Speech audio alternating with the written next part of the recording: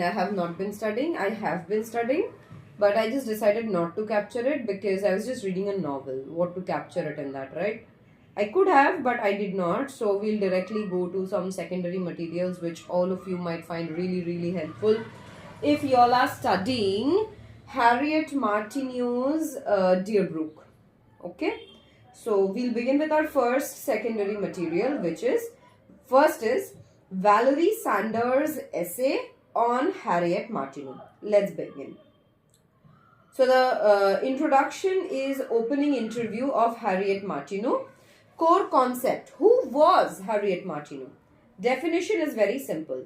Harriet Martineau was a 19th century English woman writer. Okay. She wrote both fiction and non-fiction. She was famous, controversial and extremely versatile.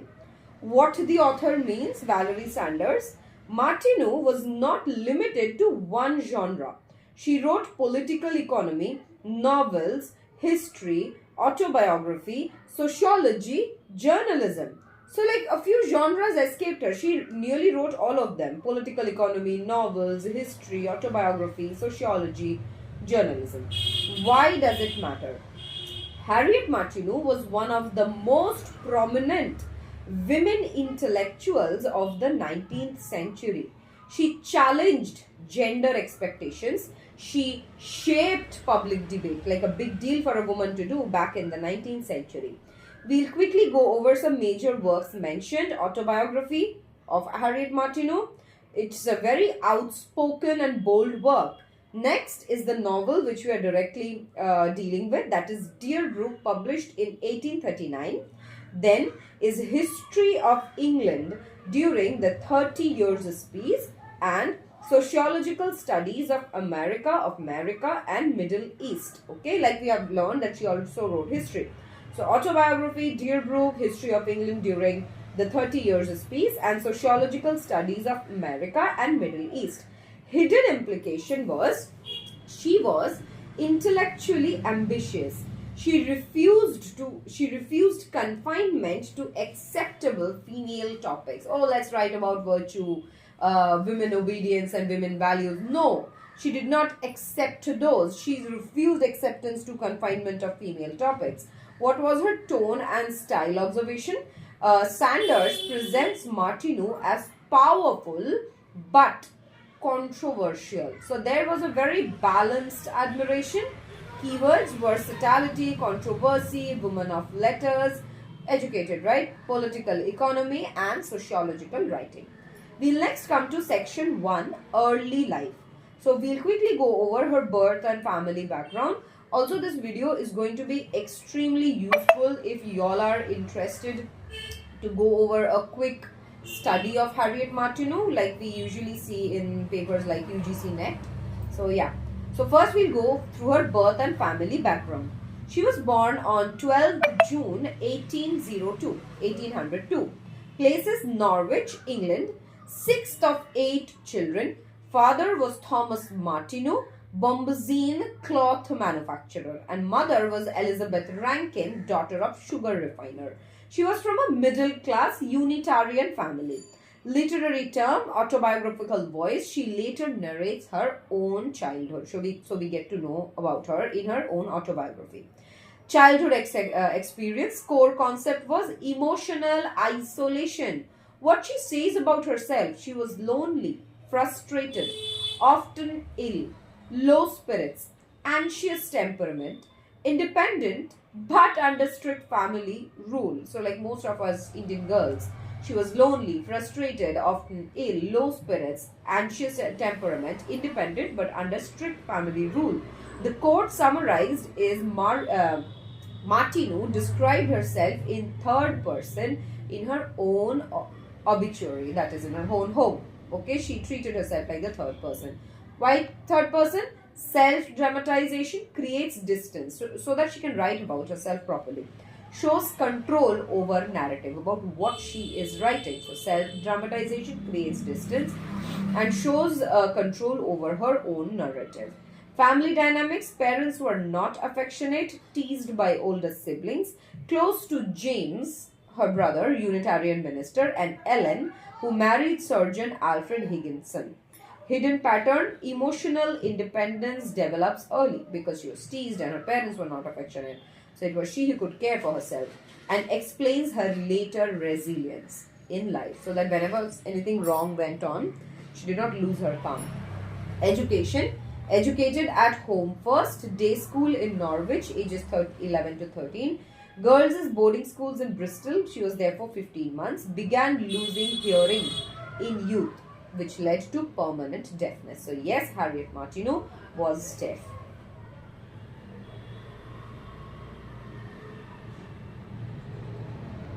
Hence, Deerbrook becomes a very canonical work of hers.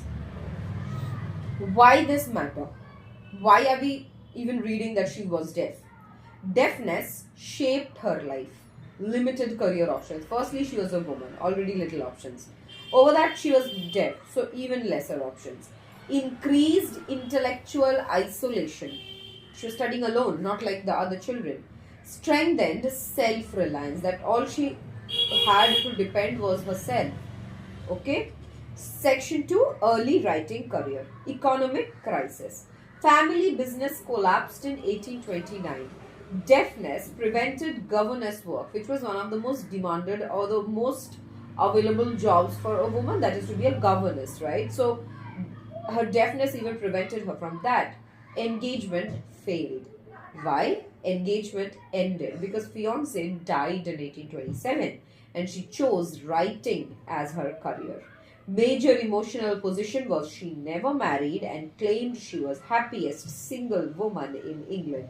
Hidden meaning is she defied Victorian expectations that see, if you are comparing yourself with those times, it might not be great. But standing in the Victorian times, fiancé dying, family collapsing, you are deaf, you are choosing writing as your career because, yeah, that's who you are, and you can't even get yourself a job as a governess, still saying single, never marrying. That is, she defied the Victorian expectations a big time.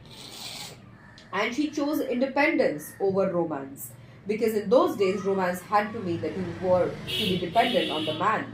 Early publications, her first article was published in 1822 named Female Writers on Practical Divinity. She has written religious books like devotional exercises, addresses, fiction illustrating economic ideas. This was the turning point. That is how I came to know about Harriet Martineau, that she expanded upon the ideas of positivism professed by Auguste Comte using comics, okay, using illustrations, fiction illustrations like The Rioters 1827 and Principle and Practice 1827. Core concept, fiction as education. She used storytelling to explain economic principles. So she understood all the complexities of economics, right? And she taught them using storytelling, fiction. Theoretical references introduced later.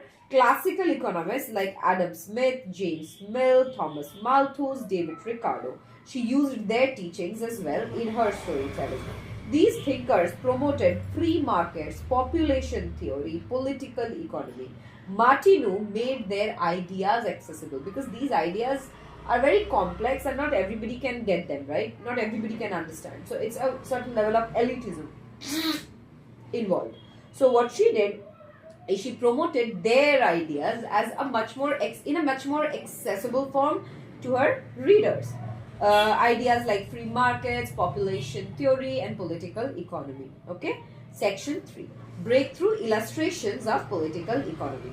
Core concept is she used 24 short tales, explained economic theory, sold 10,000 copies per month. I mean, that is huge without the internet, without online, ebook places and anything. She sold 10,000 copies per month, which literally made her a celebrity. Why is this important? A woman popularizing economics was shocking because economics and everything was a field of the man, and Harriet Martineau, being a deaf, unmarried, single bachelor, whatever you call, woman writer, popularizing economics through fiction was like groundbreaking. She entered male intellectual territory. Reaction and controversy তাহলে কি হলো? Politicians courted her. They wanted her to be their wife. Some reviewers were hostile, of course, how a woman is writing, and criticized for discussing Malthus's preventive check. That how can you discuss Malthus's preventive check? Literary terms, satire, caricature, Fraser's magazine mocked her. So there was this magazine by Fraser who mocked her work. Gender politics, unmarried woman discussing population control is a scandal. That you are unmarried. How, I mean, what do you know about population? How can you popularize the idea of population check? So that was very scandalous. I mean, ridiculous. Hidden implication, her fame exposed Victorian gender anxiety. That how can a woman who is not married, who is deaf, enter the male intellectual territory and be a celebrity at that? So it just exposed the Victorian gender anxiety. Section 4, America and slavery. She traveled between 1834 to 36. She visited North America, supported abolitionism, right? Met President Andrew Jackson at White House. Core idea is she admired American democracy but saw hypocrisy. That you all are still maintaining slavery. So I'll support the abolitionist movement. The abolitionist movement was all about that. Abolishing slavery. So she visited North America, supported abolitionism, met President Andrew Jackson at White House. Core idea is she admired American democracy but saw hypocrisy. Major works from her time in America: Society in America, 1837, Sociopolitical Analysis, Retrospective of a Western Travel, 1838. It was a travel narrative, so she was even in the travel genre. Theoretical focus, democracy versus moral inconsistency. Section 5, novel writing. Now we'll come to Dear Book. Everything is important, by the way, but this part is a little bit more important to me. And if you all are studying Dear Brook, it's important for you. So the core concept is Dear Brook is a village novel. Okay.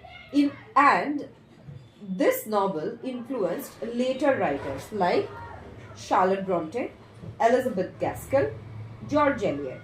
Themes: governess plot, portrayed by Maria Young; medical practitioner plot, portrayed by Dr. Hope, Dr.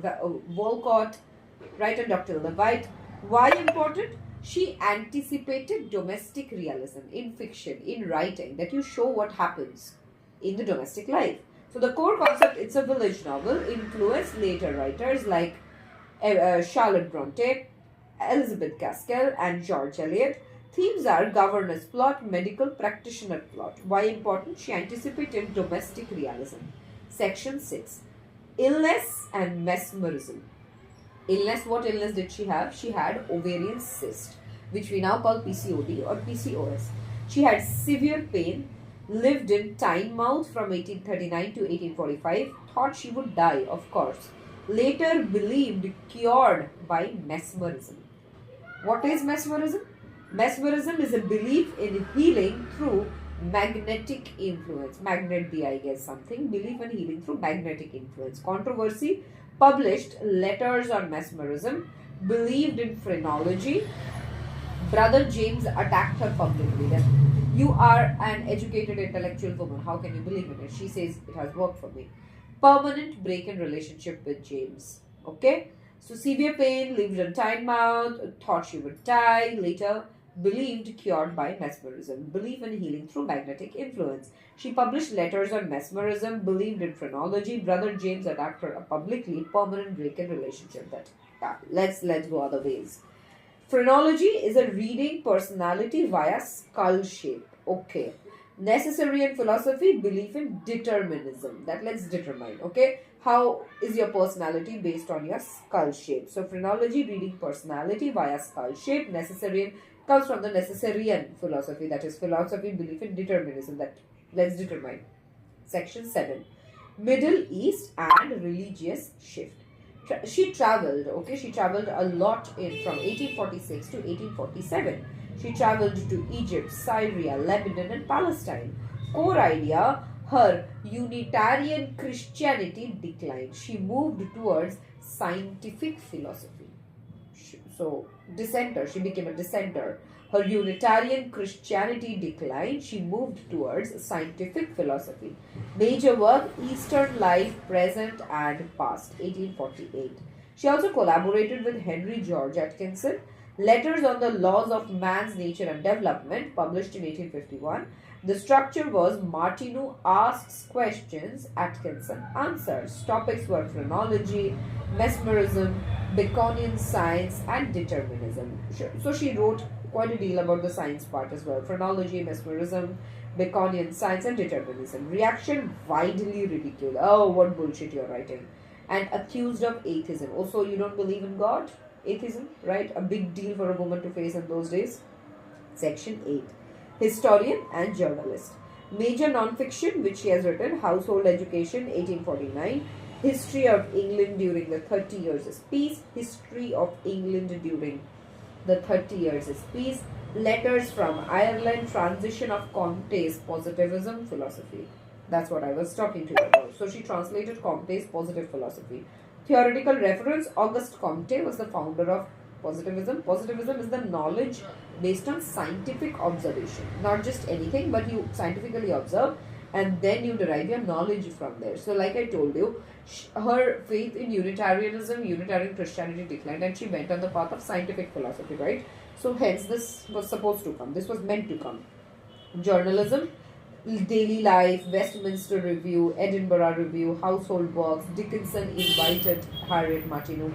Important essay was Female Industry, published in 1859. Argument: many women are working, few opportunities are available, based on 1851 census data. So can you imagine how big of a deal is that for a deaf single woman to already get so much ridicule and then coming into the journalism field using raw data as her proof? Big deal. Section 9. The name was Female Industry. Late life and political activism. Autobiography: she wrote her autobiography in 1855, which she published in 1877. So like 22 years later. She wrote it quickly, expected death, because that's why she was writing her autobiography. But then she lived 21 more years. British Empire and India. She wrote a book, okay, named British Rule in India, published in 1857. Argued Britain failed its promise. So can you see how anti-colonialist she herself was, that whatever promise Britain had made to India, to its people as well, it has failed all of that, and advocated human rights plus economic justice plus civil liberty. A big deal. So she advocated for human rights, political civil liberty and economic justice. Human rights, economic justice and civil rights. Civil liberty, I'm so sorry. Human rights, economic economic justice and civil liberty. Very good. American Civil War, she supported abolitionism, like I told you, anti-slavery, and wrote extensively about it. Campaigning against Contagious Diseases Acts, okay? Worked with Florence Nightingale, Josephine Butler. Act allowed forced medical examination of suspected prostitute. Eventually যেটা repeal হয়ে যায় 1886 মানে এই contagious disease act, ডিজিজটা করতে কে আসছে, খালি prostitute থেকে আসছে, so you have to check them forcefully. এইটার আগেনস্টেও যায় অ্যান্ড লেখালেখি করে, ইভেনচুয়ালি রিপিলও হয়ে যায়। কোর থিম, ও কাজ করে for civil liberties of for women, like just because I am a prostitute does not mean you can do a medical examination on me forcefully. Section 10. Death and Legacy. She died on 27 June 1876. Fame faded. Style seen as didactic to moral. Her own assessment, she said she could popularize but not invent. She could not invent anything. She popularized, right? Auguste Comte's ideas and the others' ideas, meaning she saw herself as a disseminator, not original genius. Auxiliary usefulness, side usefulness. Why her reputation declined? Didactic tone became unfashionable, right? And Victorian novel evolved when she was writing all journals and travelogues and etc., history, autobiography, and she was hard to categorize because she wrote in all the genres. Which was which? What was she? Was she a novelist? Was she a historian? Was she an autobiography writer? What was she? Okay. So didactic tone, unfashionable. Victorian novel evolved. She was hard to categorize.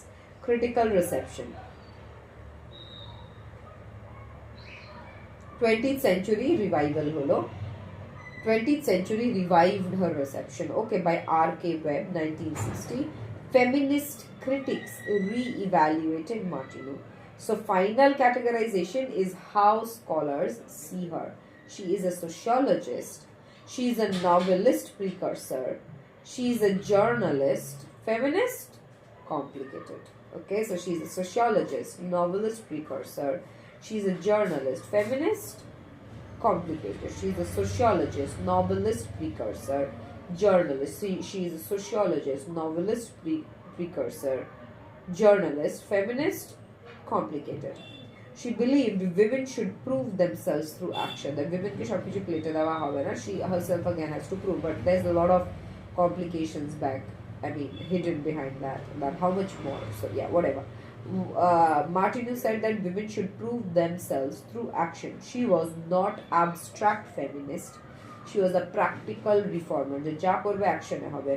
And a lifelong commentator on Victorian society and all its flaws, and she took digs at it.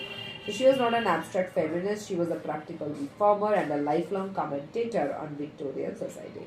So childhood, I'll give you all a very nice concept map to remember.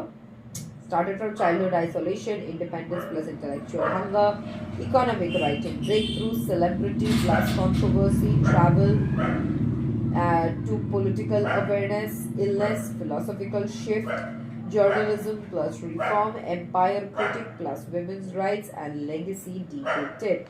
So overall themes of her life is duty, usefulness, education of the public, women's capability, popularization of knowledge, moral seriousness, and social reform. Okay, so that was the very first article from Harriet Martineau. We have 3 more like that, so yeah, we will get the whole picture.